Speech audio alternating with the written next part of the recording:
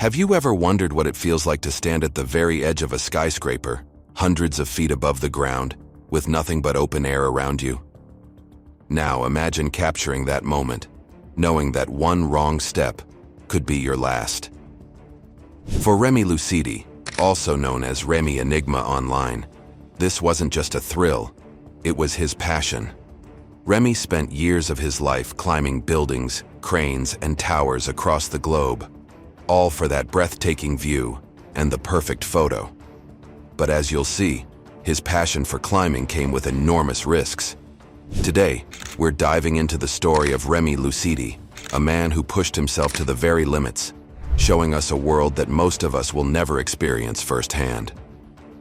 Remi's journey into the world of extreme climbing began in 2016, when he was only 23. Back then, he wasn't yet the daredevil we would come to know, but he was already captivated by heights and the adrenaline that came with scaling tall buildings. He didn't start with giant skyscrapers. He began on smaller structures, but he quickly moved on to bigger challenges, finding new ways to push himself higher and higher. Within just a few years, he was climbing some of the tallest buildings in the world, capturing jaw-dropping photos that left his followers stunned. But for Remi, it wasn't just about the thrill of the climb. It was about living fully, feeling alive in those moments of danger. So let me ask you, how far would you go to feel truly alive? Remi didn't live a life of routine, and he didn't want to be comfortable. For him, every climb was an escape from the ordinary. In one of his posts, he famously wrote, "If you think adventure is dangerous, try routine. It is lethal." Those words were more than just a caption. They were a statement of how he saw the world. While most of us find comfort in routine, Remi saw it as a trap. He believed that real living meant embracing fear and conquering it. He wanted his followers to see the world through his eyes, from heights that would make most of us dizzy just to look at. But here's the thing. When you're constantly chasing the next high, the next thrill, can you ever truly be satisfied? Or does it take more and more each time to feel that same rush? Remi's climbs took him to some of the world's most famous cities and tallest buildings. He climbed the towering skyscrapers of Dubai, where he posed at dizzying heights, with the modern city stretching out below him. In Paris, he scaled the narrow, towering chimneys of power plants, balancing on ledges with nothing to catch him if he slipped. And in Hong Kong, he took some of his most breathtaking photos, perching on the edge of skyscrapers with the city glowing below.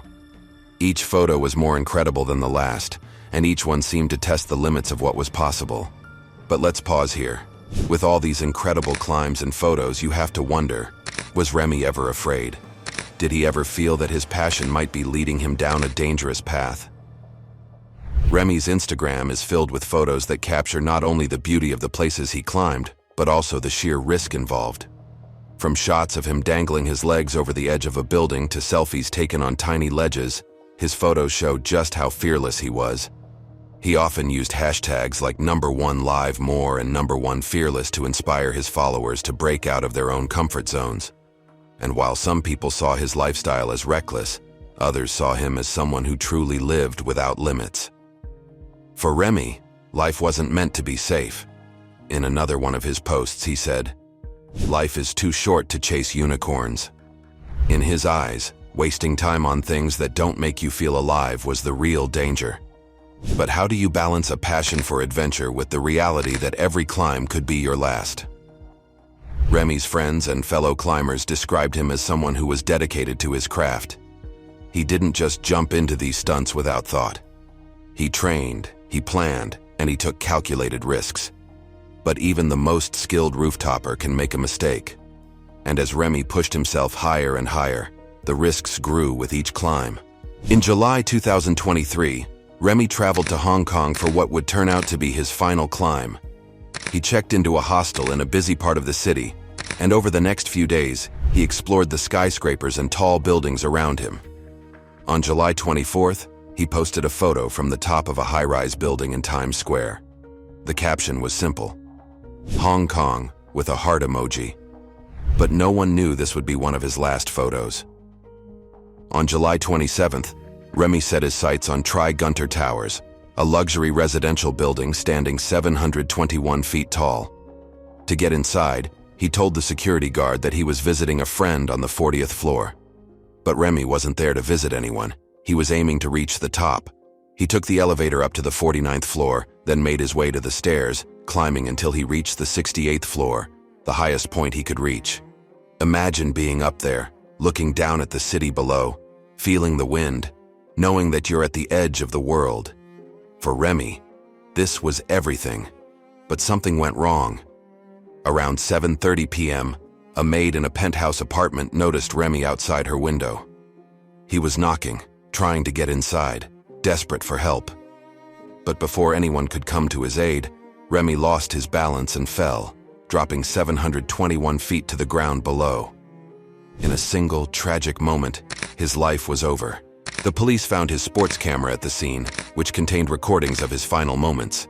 News of his death spread quickly, shocking his followers and the roof-topping community. For years, Remy had defied gravity, taken risks that seemed impossible, and inspired thousands. But now his story had come to an end. So here's the question. Was Remy's journey worth the price he paid? Did he find what he was looking for? Or did his passion lead him down a path that was doomed from the start? For those who knew Remy, he was a hero. Someone who showed what it meant to live life without fear. But there were also those who saw him as a cautionary tale, a reminder that sometimes the thrill isn't worth the risk.